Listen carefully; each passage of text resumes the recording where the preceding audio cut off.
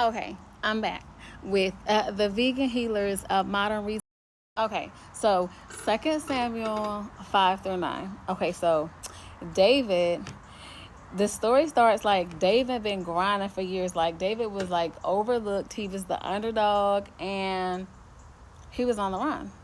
Finally, the leaders of Israel came like they rolled up on him like, we see you. We see you. You the one. You the one. We know that God chose you. Okay? So then they was like, we're not wasting no time. If God chose you, we got to make it official. So they went ahead and David was sworn in as king. Okay? But what was his first move? So David was like, ooh, what am I do first? I'm going to take over Jerusalem, okay?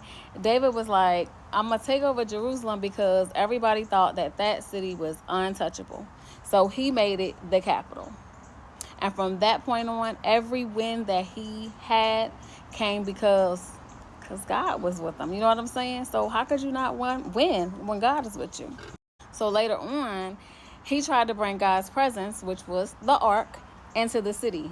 But somebody was clowning and they mishandled it. And so tragedy struck. And he was like, up, time out, time out, time out. David hit pause, like, and he realized you can't do God's work your way. You can't do it your way. So when he finally got it together after his pause and he brought it in the right way, the city erupted with joy. Like all the streamers in the street, everybody excited. But then, so that's when all that joy, so that's when David started dancing. David was dancing in the street. He did not care who was watching him. He was just going, praise the Lord, okay? But his wife got mad. His wife was rolling her eyes and everything, but David didn't care. He kept dancing. So as David settled into leadership, he dreamed of building God a grand temple. And he was like, God, I want to build you this temple. But God said, you won't build me a house. I'm going to build you a house. And your family line is going to rule forever. David was floored. He was humbled. He was so happy. Like, wow, God will really use me like that. So from then on, David conquered enemies all around. But every time he conquered an enemy, he made sure that he gave God the credit. He wasn't just collecting wins. He was establishing justice.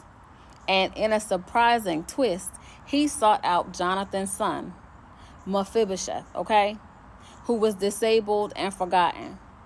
But instead of discarding him like everybody else would have done, David restored his land and gave him a permanent seat at the king's table, like if he was family.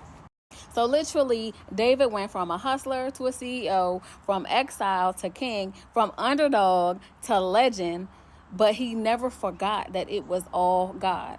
And his story is a foreshadowing for the ultimate king, King Jesus, who brings us, the broken, the overlooked, the unworthy, into his house as family. Okay? And that was 2 Samuel 5 through 9. Okay? See y'all next time.